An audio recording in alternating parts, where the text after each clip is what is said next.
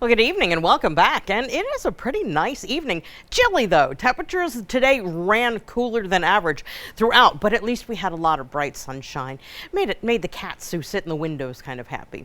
But we do have much colder air that's coming. In fact, we have another cold front that'll be on its way through the next several hours. It's going to bring us some clouds, not precipitation, but it is definitely going to usher in some really cold air. And we have a couple of frosty mornings ahead. The next 2 mornings we'll likely see temperatures dip either to or below the freezing point, and that means the 20s have started in many areas, particularly that outlie the city.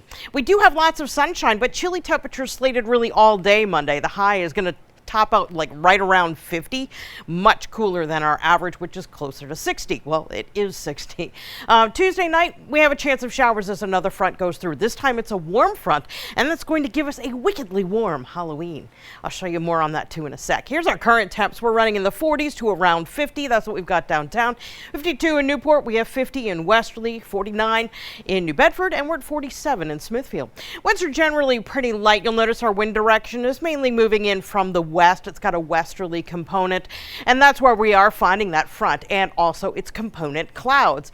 Again, when it drops through, it's not expected to give us any of this precipitation, although in the highest elevations in Coos County, New Hampshire, it's equating to snow, kind of fun, but not for us here. We're looking at it to just come through with just a batch of clouds, so that's in our forecast as we go to tonight.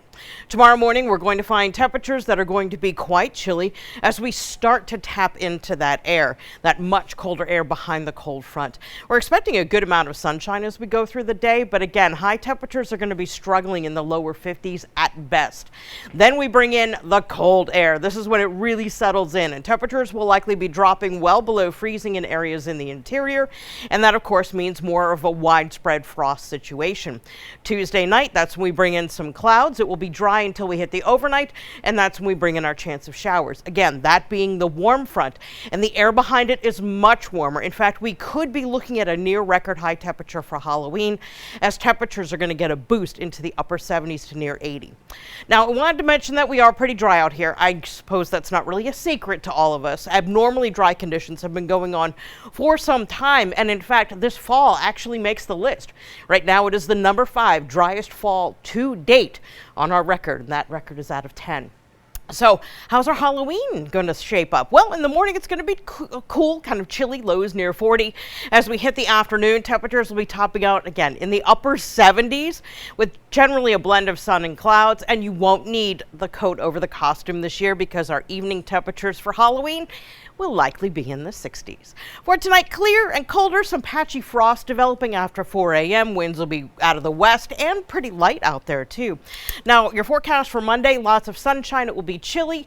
There'll be some early morning frost as well once we get rid of that. Really, it's just a warming thing, but temperatures only go so far as we top out near 51. There's your big warm up for midweek, Wednesday and Thursday. Then we cool down with a cool front, giving us a 30% chance of showers for the first part of Friday.